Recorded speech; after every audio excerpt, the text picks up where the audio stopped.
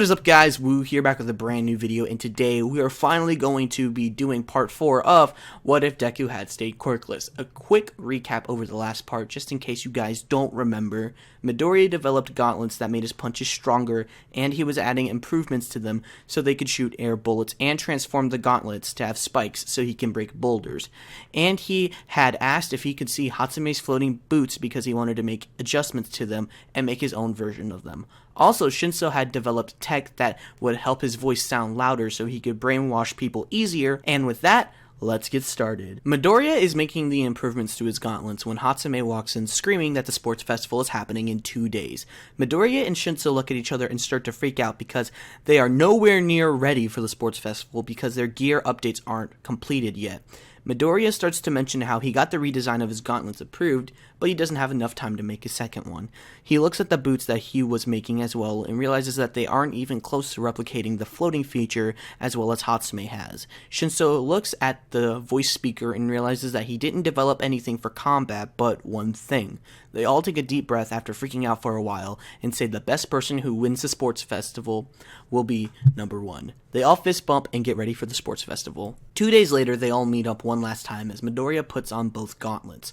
Hatsume points out that there are bracelets and not gauntlets. However, with the click of a button, they both transform into gauntlets. Also, Shinso notices that he only has one of the upgraded gauntlets on. He starts to question Midoriya on why he doesn't have both. He replies that he didn't have enough time to finish the second one as he puts on the boots.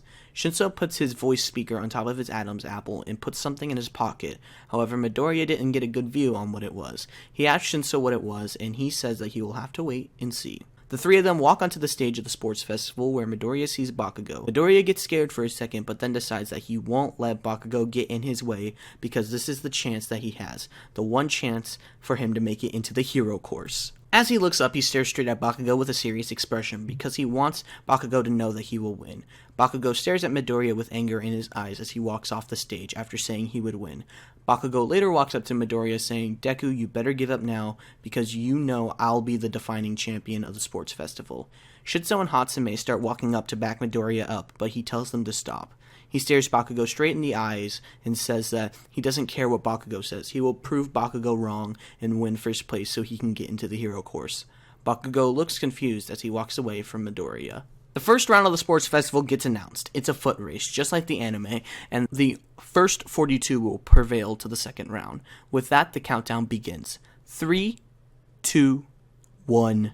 go. Midoriya runs. He is looking all around for an opportunity to shine as he keeps running when he sees the Son of Endeavor, Todoroki, start to cover the entire area with ice. Midoriya prepares himself as he activates his boots and makes a huge leap. Midoriya wasn't able to make the boots float, but he was able to make them give him a better leap. He activates the jets on the back of his shoes once he lands on the ground so he can sprint faster. Then, out of nowhere, the robots from the entrance exams comes out of nowhere. He stops, but forgot to turn off the jets, so he takes a big flip and falls. He turns them off and gets back up. He turns on his gauntlets, ready to attack, and the robot attacks him, but he uses the upgraded gauntlet and turns it on the spike mode. Metal spikes start to envelop his gauntlet as he lands a punch and yells, "It worked!" The robot brakes as he turns on the engine in his boots to keep advancing. He looks ahead and sees Bakugo and Todoroki. He braces himself to leap over them as he sees Bakugo start to fly using explosions and Todoroki sledding on metal lines. He stops himself and sees that there's a big fall. If he doesn't jump at the right time, he will fall, so he braces himself and makes the jump. The boots activate as he takes a big leap.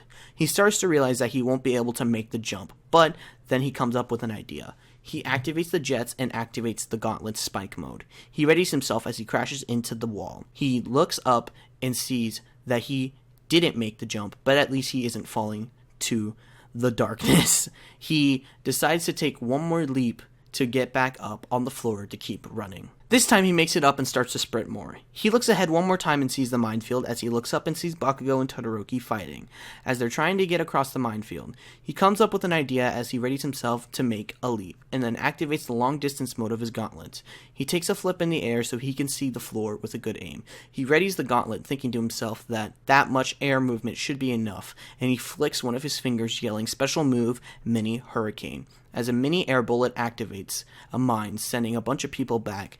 He uses the air generated from the mine explosion to keep himself in the air. As he starts falling, he starts to see that he is close to both Todoroki and Bakugo. He readies another finger for another mini hurricane. They both turn around and see Midoriya ready to attack. Midoriya yells, saying, "I told you, Bakugo, I'm heading for first place," then yells Mini Hurricane. They both dodge the attack as Midoriya smirks because another mine activates in front of them, both just long enough for Midoriya to take the lead. The crowd starts cheering and going wild, and Midoriya activates the jets again and starts sprinting. He crosses the finish line in first place. Midoriya starts cheering in excitement as he starts to cry because he finally realized that he did it. He had proved to the world that he could get first place without a quirk, and starts to cry more because he realizes that he might actually have a chance in making it into the hero course after all. And that's going to be it for this video, guys. So, if you guys want Quirkless Deku Part 5, I'm going to set the like goal to 100 likes because previously what I'd do is make my own schedule for these what ifs and distance them out like 2 to 3 weeks apart.